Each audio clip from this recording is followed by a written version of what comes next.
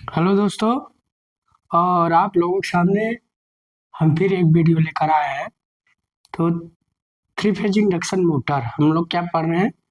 Three phase induction motor जो कि ज़्यादातर हर जगह पूछता है, चाहे आप गेट करो, गेट की तैयारी करो, assistant engineer, junior engineer, UPPCL, TG two कोई भी तैयारी करो इलेक्ट्रिकल से। थ्री फेज इंडक्शन मोटर लगभग मैकेनिकल में लगभग आती है मोटर जो हम पढ़ा रहे हैं। तो हम लोग बात कर रहे थे कल थ्री फेज इंडक्शन मोटर क्या होता है। इसके पहले अगर मेरी वीडियो आपको अच्छी लग रही तो लाइक और सब्सक्राइब करें, अपने दोस्तों के साथ शेयर कीजिए। तो हम लोग बात करते हैं थ्री फेज इंडक्शन मोटर या इंडक्शन मोटर की। अगर इंडक्शन मोटर की बात करें तो इंडक्शन मोटर की बात करें तो इसे हम लोग इंडस्ट्रियल मोटर भी कह सकते हैं, क्योंकि विश्व में 75% कार्य इसी से होता है, इंडक्शन मोटर से। इसलिए इसे इंडस्ट्रियल मोटर भी कहते हैं। इसका उपयोग ज्यादातर होता है, चाहे आप थर्मल पावर प्लांट में देख लीजिए, चाहे आप कहीं भी इंडस्ट्री मोटर, कहीं भी इंडस्ट्री आप यूज करेंगे तो वहाँ इंडक्शन मोटर का प्रयोग होता है। तो ज्यादातर थ्री फेज इंडक्शन मोटर इसे इंडस्ट्रियल मोटर भी कहते हैं। क्या कहते हैं? कभी कभी पूछ सकता है कि इंडस्ट्रियल मोटर किसे कहते हैं। तो इंडस्ट्रियल मोटर कहते हैं इसे। किस नामों से जाना जाता है? इंडस्ट्रियल मोटर के नाम। और लगभग 75% इसका यूज होता है विश्व में। All world country use of 75% in world. तो संसार में 75% इसका यूज होता है। और दूसरी बात, ये सरलता से मजबूत और टिकाऊ भी होती है। ठीक, सिंपल भी होती है, मजबूत टिकाऊ भी। दूसरी बात, इसलिए इनका उपयोग किया जाता है क्योंकि इनिशियल कास्ट और मेंटेनेंस कास्ट कम होता है। सेल्फ स्टार्ट मोटर होती है, इसमें सिंक्रोनस मोटर की तरह डीसी सप्लाई की आवश्यकता नहीं होती, इसलिए इसे एब्सोल्यूट प्योर एसी मोटर कहते हैं। उसके बाद इसका पावर फैक्टर संतोषजनक होता है, सेटिस्फैक्टरी होता है।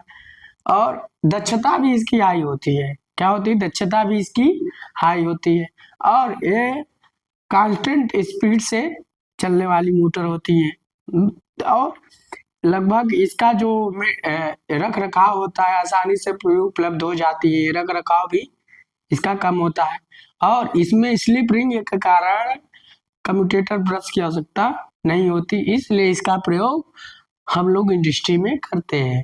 इसमें कुछ लॉसेज भी है, जैसे अगर हम पावर फैक्टर बढ़ा दें, लोड अगर हम बात करें कि लोड बढ़ाने पर इसकी स्पीड कम हो जाती, लोड अगर बढ़ा दे तो क्या होता है? पावर फैक्टर कम हो जाता है। लोड अगर बढ़ा दे तो इफिशियंसी कम हो जाती।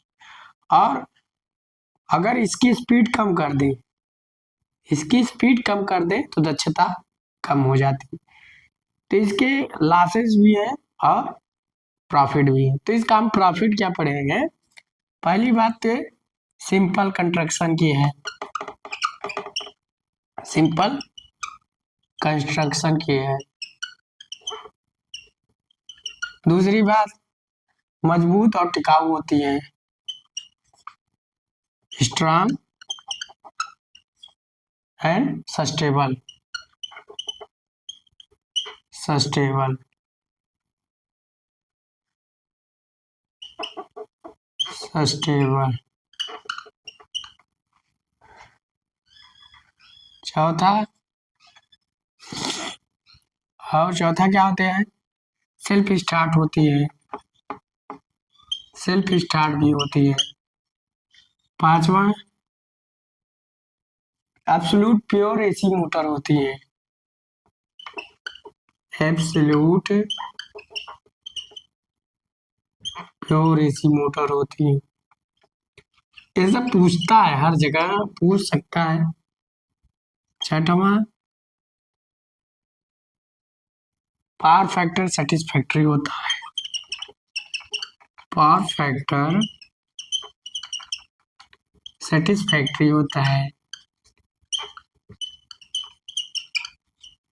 सब पूछता है, हर जगह पूछता है। सातवां, इफिशियंसी ज्यादा होती है, मोर इफिशियंसी।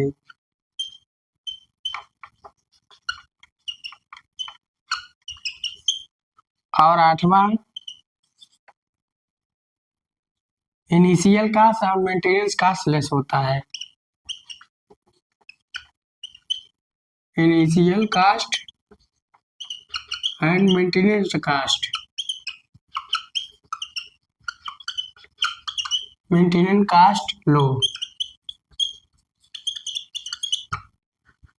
नौवा, एफिशिएंसी ज्यादा होती है, इनिशियल कास्ट और मेंटेनेंस कास्ट लो होता है। और नौवा बात किया जाए,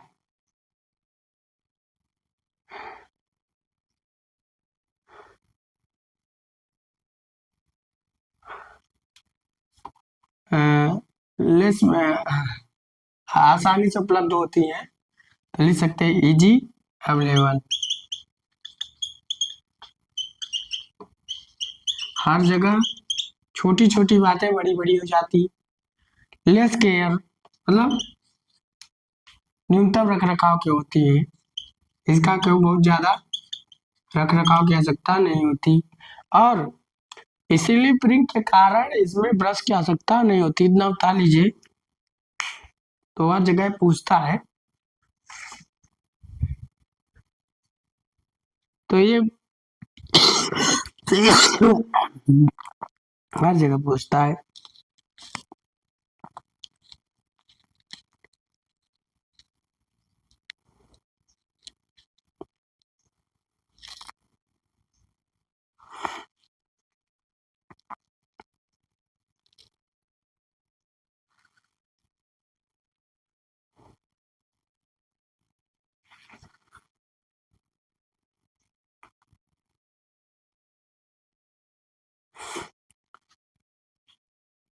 तो इसमें ये तो इसके प्रॉफिट है, ऊपर वाला लिख लिए होंगे।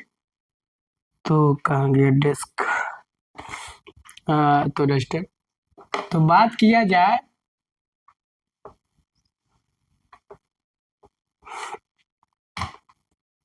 इसमें स्लिप रिंग के कारण क्या नहीं होता, 10वां पॉइंट जो भी पॉइंट हो लिख लीजिएगा।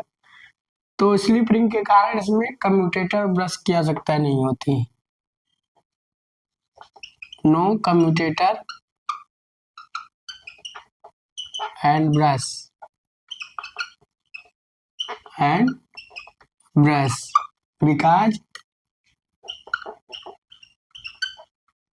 because use of slip ring, slip ring। तो नो कम्यूटेटर एंड ब्रश, क्योंकि हम किसका यूज कर रहे हैं, स्लिप रिंग के कारण। तो इसके प्रॉफिट हो गए। तो अब प्रॉफिट याद रखिएगा, ज्यादातर पूछता है। और इंडक्शन मोटर का हम लोग उपयोग कर रहे हैं, तो क्यों कर रहे हैं सब हम आपको बता रहे हैं। कब प्रॉफिट भी कहीं कहीं पूछ लेता है, तो हर चीज आपको छूटनी नहीं चाहिए। क्योंकि देखो, पढ़ने का मतलब ये होता है, कोई भी चीज अगर आपने छोड़ दिया तो आपके लिए वो घाटा लग सकता है एग्जामों में। तो छोटी छोटी बातें बड़ी बड़ी बातें बन जाती हैं। और इसका लासेस क्या है, डिसएडवांटेज, अगर हम लो लोड कर दें तो इसका एफिशिएंसी कम हो जाएगी, पावर फैक्टर कम हो जाएगा। ठीक। और चौथी बात, अगर लोड बढ़ा दे तो इसकी स्पीड कम हो जाती है। पांचवी बात, और इसका देखा जाए तो अगर स्पीड हम कम कर देते एफिशिएंसी कम हो जाती है। तो लीजिए, तो मुझे इसको लिखवाते हैं।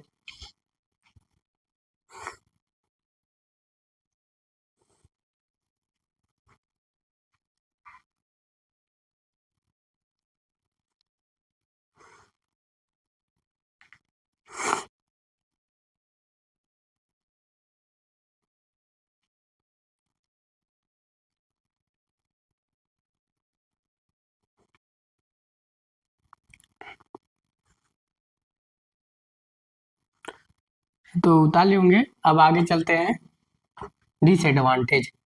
थोड़ा सा डिसएडवांटेज करके आप लोग लिख लीजिएगा, एडवांटेज थे इसके।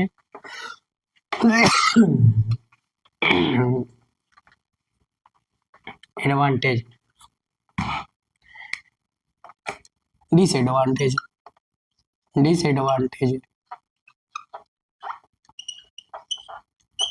एकदम हम जीरो से चल रहे हैं। आप ऐसा नहीं बहुत हाई फाई खींच नहीं रहे अभी। अगर बात किया जाए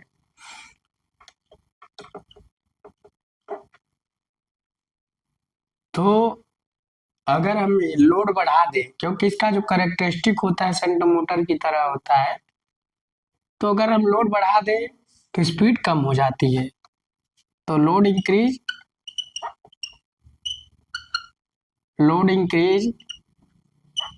then speed decrease.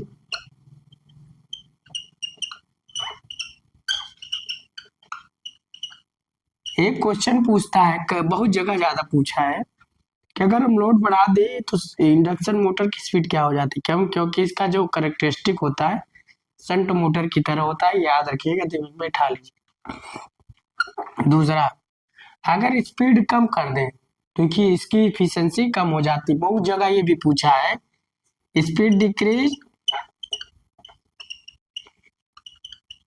Speed decrease then efficiency decrease, efficiency decrease. और तीसरा की बात करें, तीसरा हम बात करें, अगर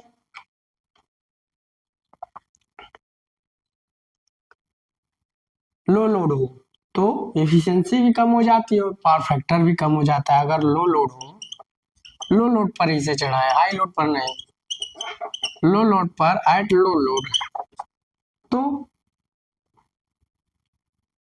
power factor decrease, cos phi decrease. तो कास फाई क्या हो जाती है? डिक्रीज हो जाती है। और बात किया जाए लो लोड पर इफिशियंसी भी डिक्रीज हो जाती है। क्या है कि स्पीड डिक्रीज, लोड हम अगर बढ़ा दिए तो स्पीड डिक्रीज हो जाती है। लोड अगर कम लोड भी तो कास फाई डिक्रीज हो जाती है। और एक चीज और लिख सकते हैं, एफिशिएंसी डिक्रीज, एफिशिएंसी डिक्रीज। चौथा बात करें, चौथा बात करें कि अगर इसका स्टार्टिंग टार्क, इनिशियल टार्क लगभग समान होता है, लिख सकते हो इनिशियल टार्क, सिंपल। और इसका स्पीड कंट्रोल लगभग डिफिकल्ट होता है। इसको स्पीड कंट्रोलिंग करने में लगभग क्या होती है? डिफिकल्ट होती है। Speed controlling difficult.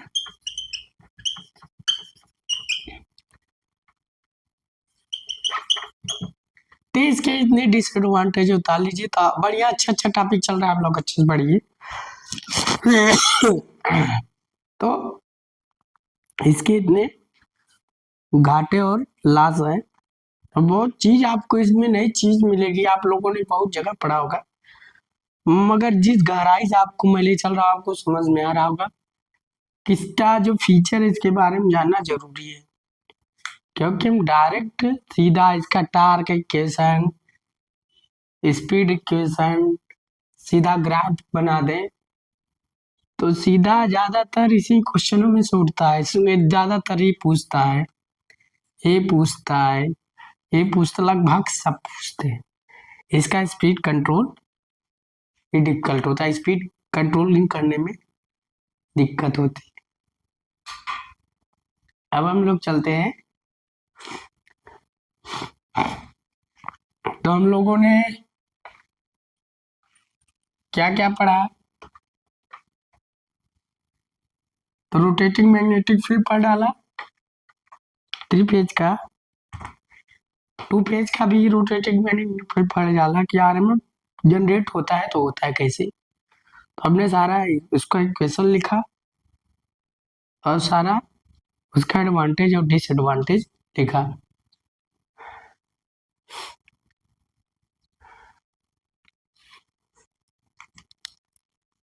Three phase induction motor का जो रिजल्टेंट फ्लक्स होता है वो मैक्सिमम फ्लक्स का 1.5 गुना होता है। आप लोगों ने पढ़ा होगा, थोड़ा ध्यान रखिएगा, हर जगह पूछ लेता है। तो आप लोगों ने उतार लिया होगा, हम आगे चलते हैं।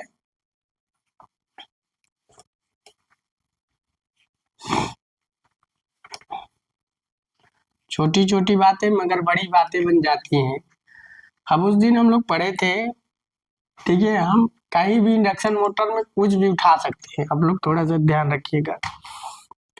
बात करें हम लोग उस दिन स्क्वायरल केज मोटर पढ़े थे, तो सिंगल स्क्वायरल, आज डबल स्क्वायरल केज पढ़ेंगे। डबल स्क्वायरल केज, अब इसका डबल स्क्वायरल केज का मतलब है इसमें दो वाइंडिंग होगी, अपर केज वाइंडिंग और इनर केज वाइंडिंग के नाम से जाना जाता है।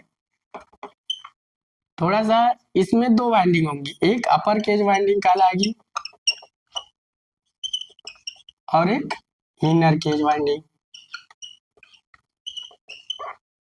अब देखा जाए अपर केज वाइंडिंग और इनर केज वाइंडिंग ए शाफ्ट के पास में होंगी, ए शाफ्ट से दूर होंगी।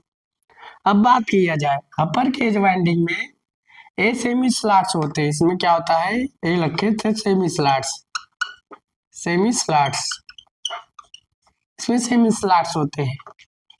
इसमें देखा जाए तो इसमें क्लोज स्लॉट्स होते हैं, close slots.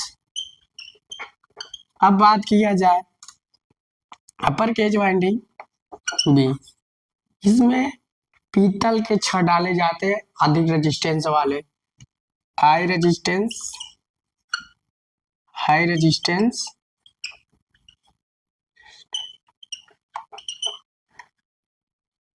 Steel rod, steel rod, high resistance वाले स्टील रॉड मतलब पीतल के छड़ डाले जाते हैं। अब बात किया जाए और B,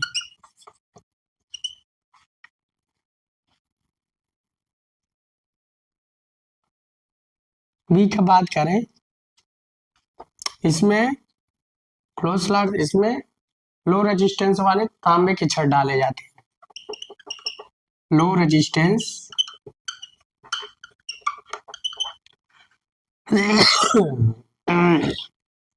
copper rod, use of copper rod, copper rod. अब बात किया जाए सी नंबर,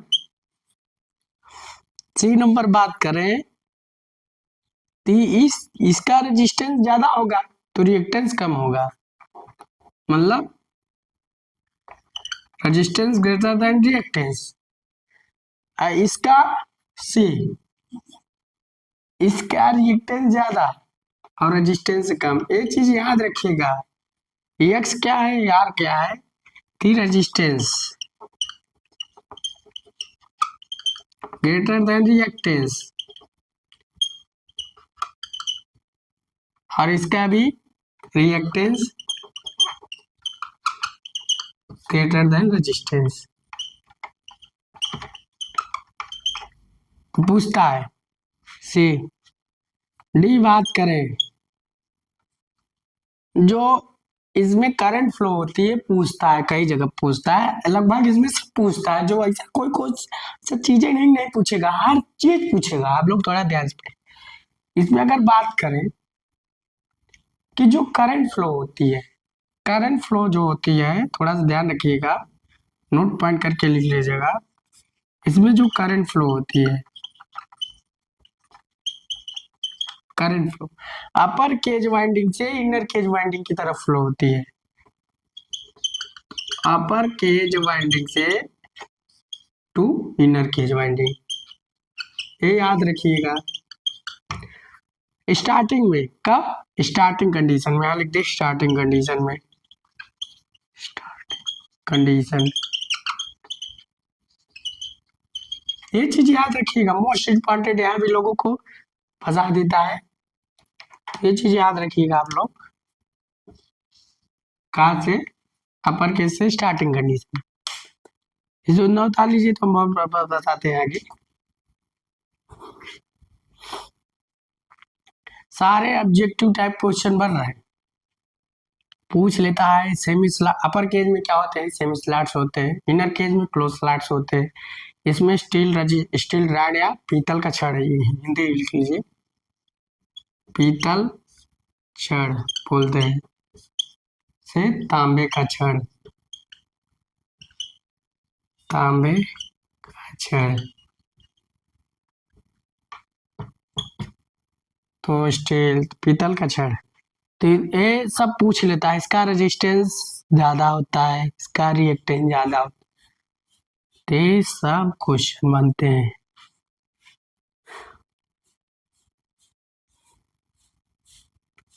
डबल स्क्वायरल केज। और बात किया जाए, बता लीजिए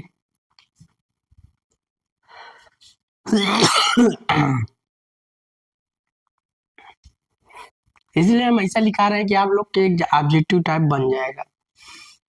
अब बात करें तो upper cage winding semi slats high और हाई रेजिस्टेंस स्टील रॉड है, पीतल की रॉड। Inner cage close slats low resistance use of copper rod. Resistance ज्यादा होता है, रिएक्टेंस इसका रेजिस्टेंस ज्यादा होता है, रिएक्टेंस कम होता है। तो इस कंडीशन में हमारा जो करंट होता है अपर केज से इनर केज के फ्लो होता है। अब बात करें, इसको हम थोड़ा डिलीट कर देते हैं यहाँ तक। और इसमें एक चीज और है, रनिंग कंडीशन किसमें, रनिंग कंडीशन में सारी करंट इनर केज से फ्लो होती है। रनिंग कंडीशन करंट फ्लो कहाँ होती है, इनर केज वाइंडिंग से, वो inner cage winding cage whole current लिख सकते हो, whole current flow in inner cage winding. तो सारी करंट इनर केज वाइंडिंग से, देखो यहाँ हमने वाइंडिंग का स्पेलिंग गलत लिख दिया है, वाइंडिंग से, तो होल करंट हमारी इनर केज वाइंडिंग से फ्लो होती है। तो आगे याद रखिएगा, इसको आप लोग बता लेंगे। और इसका starting torque single squirrel cage से ज्यादा होता है। Starting torque greater than starting torque more single squirrel cage compare to, लिख सकते हैं कंपेयर टू सिंगल स्क्वायरल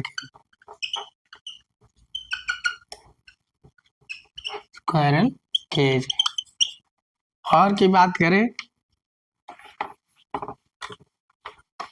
अगर हम इसका और बात करें,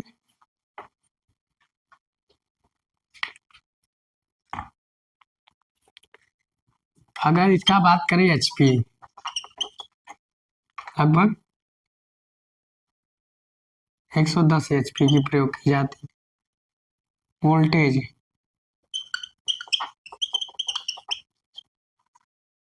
11 केवी। सब पूछता है स्टार्टिंग टार्क 2.5 गुना फुल लोड टार्क है। Starting current 4 to 6 full load current का। बात किया जाए एफिशिएंसी 87 से 89%। बात किया जाए cos फाई क्या होता है,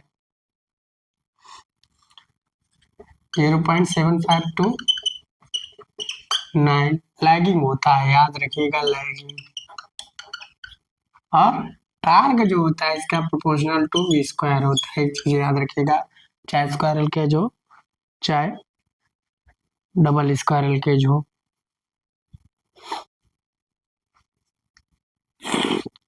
डाल लीजिएगा।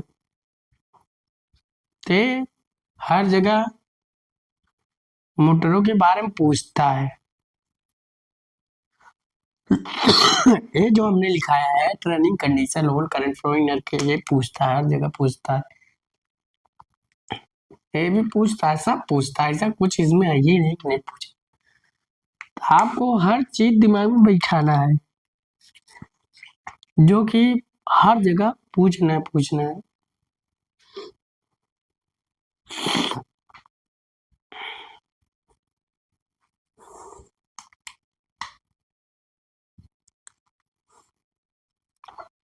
अब बात किया जाए, इसको उतार लीजिए।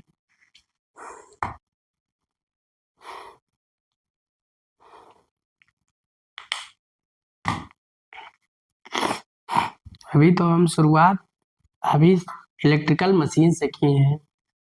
मशीन छोटा मोटा ग्रंथ नहीं है तो बहुत बड़ा, जितना तक हो सकेगा उतना मैं कवर करने की कोशिश करूंगा। अभी इसके पहले हमने पीएमडीसी पढ़ा है, ब्रशलेस डीसी मोटर पढ़ा है, स्टेपर मोटर पढ़ा है, two phase AC servo motor पढ़ा है। तो लगभग जितने मोटर हैं लगभग हम कवर करते जा रहे हैं। तो ऐसा न हो कि नहीं हम मोटर नहीं पढ़ा रहे। अब हम बात करें इसका, थोड़ा डायग्राम बना दें डबल स्क्वायरल केज का। अगर इसका आप ग्राफ बनाना चाहें तो डायग्राम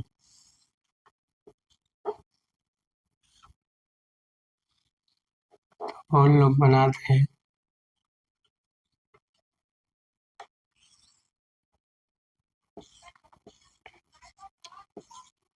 तो इसका डबल, देखो डबल वाला होगा,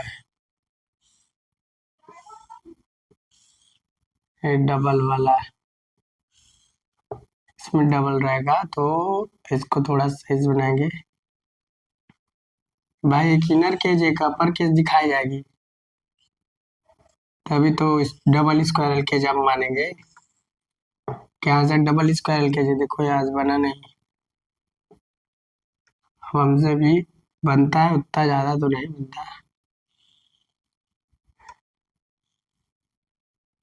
अब यहाँ से डबल स्क्वायरल केज मोटर बन रही है,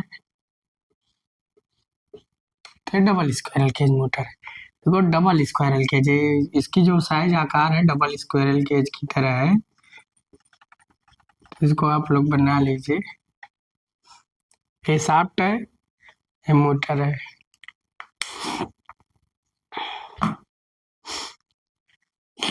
ये डबल स्क्वायरल केज है, इसका डायग्राम है, आप लोग बना लीजिए।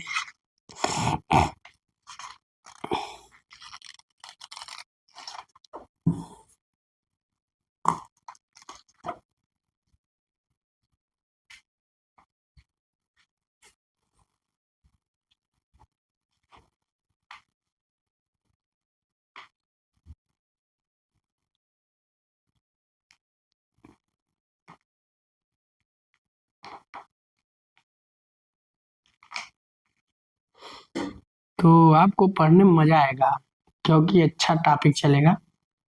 तो डबल स्क्वायरल केज, अब हम लोग चलते हैं, इसको बना लेंगे।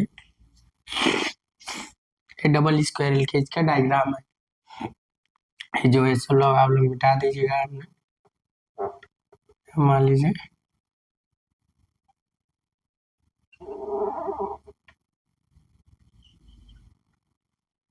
तो आप लोग अच्छे से बना लीजिएगा। अब आगे चलते हैं। ये तो स्क्वायरल केज डबल स्क्वायरल, अब स्लिप रिंग इंडक्शन मोटर की बात करें। आप देखो इसका थोड़ा सा एक डायग्राम बनाते हैं जो एग्जामों में आता है।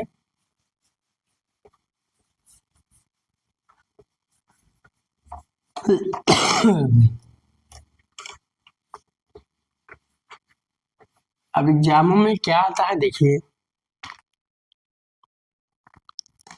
मान लीजिए इसका टार्क और स्पीड कैरेक्टरिस्टिक का ग्राफ आता है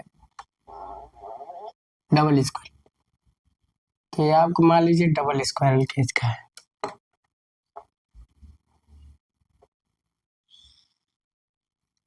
इनर केज या आउटर केज, ऐसा पूछता है। तो ये आउटर केज का है, ये इनर केज का है, याद रखिएगा। है डबल केज का है, ऐसे पूछ लेता है। एक ग्राफ और खींचते हैं, याद रखिएगा बस। देखो थोड़ा सा इसको हम हटाते हैं। देखो अब बात किया जाए, ऐसे ग्राफ दे देगा, बोलेंगे क्या है, कौन सा इनर केज है कि आउटर केज है। याद रखिएगा आउटर केज का होता है, इनर केज का होता है। ये टार का है, और स्टार्टिंग में स्लिप 1 होती है, स्पीड 0 होती है, क्योंकि स्टार्ट, उसके बाद यहाँ सिंक्रोनस स्पीड पर पहुंच जाती है ग्राफ टार्गेट। इसको ताली, एक ग्राफ और खींचा जाता है टारगेट स्पीड का, ताली पहले।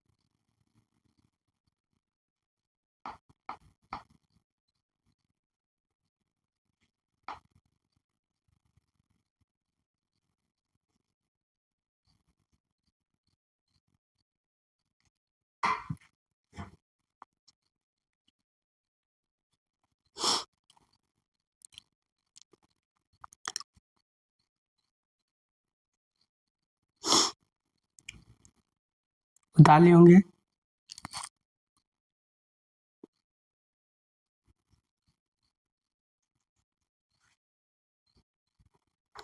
अब इसका उतार चुके होंगे। अब इसका एक ग्राफ और खींचा जाता है, थोड़ा सा याद रखिएगा, पूछता है। अभी हम इसका बारे में भी डिटेल नहीं घुस रहा है, अभी थोड़े थोड़े छोटा छोटे याद रखवाने की मैं आपको कोशिश कर रहा हूँ। मान लीजिए टार का है, एक इसका ग्राफ ऐसे खींचा जाता है, सही से रहेगा।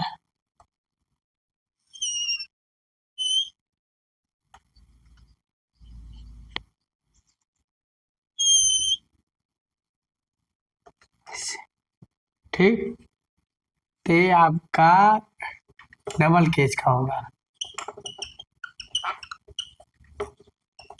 ये आपका सिंगल केज का होगा। अब बात की जाए, ये टार का हो गया, तो यहाँ क्या होता है, स्लिप 1 होती है, स्पीड 0 होती है, मगर यहाँ स्लिप 0 हो जाएगी तो स्पीड सिंक्रोनस स्पीड के पहुंच जाएगी। याद रखिएगा ग्राफ ऐसे पूछ लेता, तो यहाँ से जो ऐसे उठेगा आपका ये सिंगल केज कहलाएगा, मगर यहाँ से जो उठेगा आपका डबल केज कहलाएगा। इसका यूज हम लोग कहाँ करते हैं इन मशीनों का, जैसे बिग लेथ मशीनों में,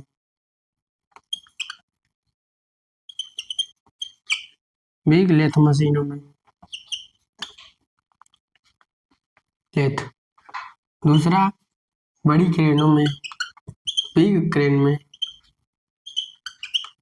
चौथा तीसरा बिग पेच मशीनों में, पेच मशीनों PCH, चौथा बड़ी कंप्रेसरों में, बिग कंप्रेसरों में,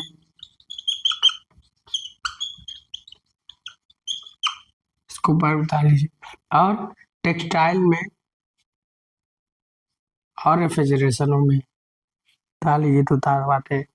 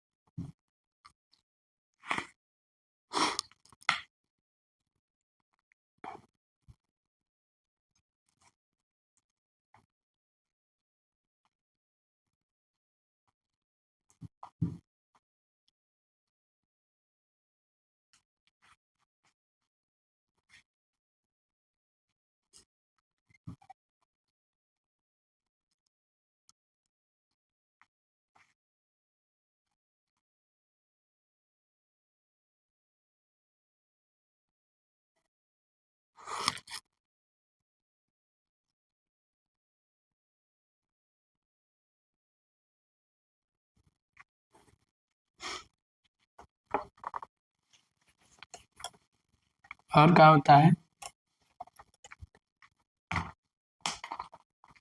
और हम लोग इसका उपयोग टेक्सटाइल मिल में,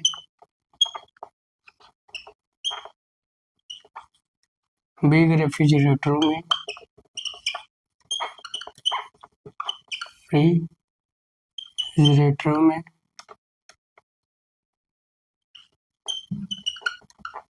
सातवां बोरिंग मिल में,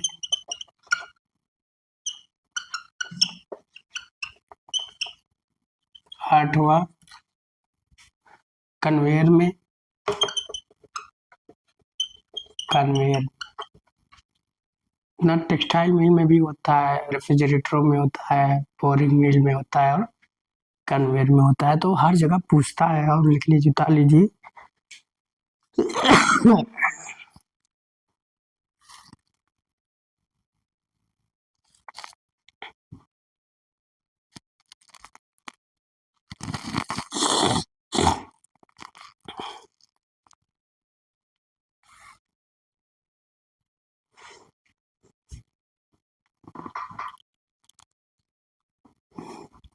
क्रेशर में लिखवाएं।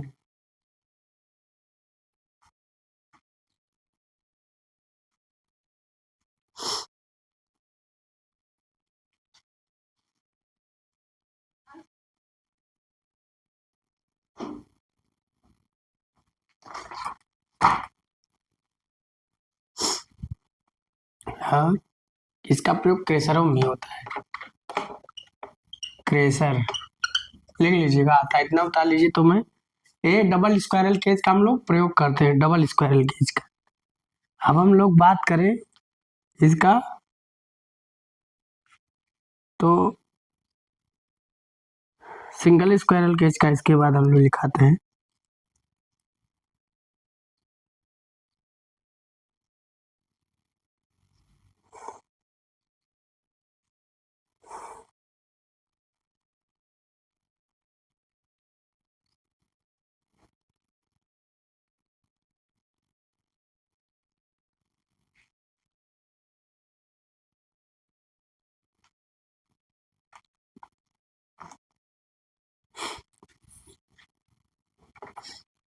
तब इसका आप लोग लिख चुके हैं डबल, सिंगल स्क्वायरल केज का अगर यूज लिखे, इसका सिंगल स्क्वायरल केज का अगर हम यूज लिखना चाहें, अगर हम सिंगल स्क्वायरल केज का लिखे स्मॉल इंडस्ट्री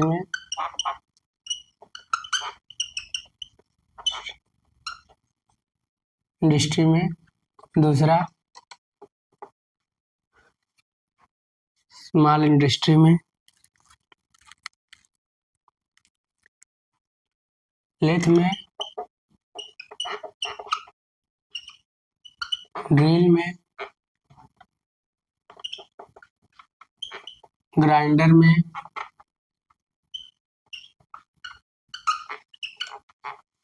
और ग्राइंडर हो गया पांचवा, और लेथ में हो गया, ड्रिल में हो गया, ग्राइंडर में हो गया।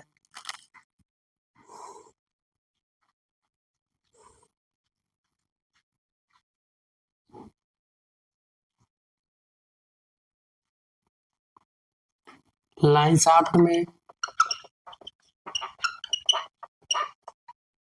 छठवा, वुड प्लेनर में, फैन ब्लोअर में,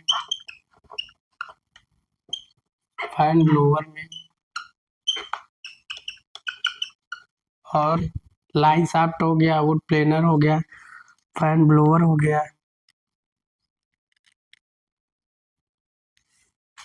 कंप्रेसर वाटर पंप में, कंप्रेसर,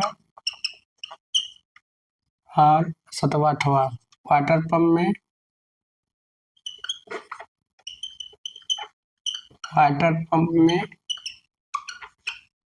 दसवा ट्यूबवेल में, हर जगह पूछता है। ट्यूबवेल की स्पेलिंग शायद गलत लिखे हैं, ट्यूबवेल में। तो वाटर पंप में, ट्यूबवेल में, और कंप्रेसर में, फैन ब्लोअर में, वुड प्लेनर में, ग्राइंडर में, ड्रिल में, लेथ में, स्मॉल इंडस्ट्री में।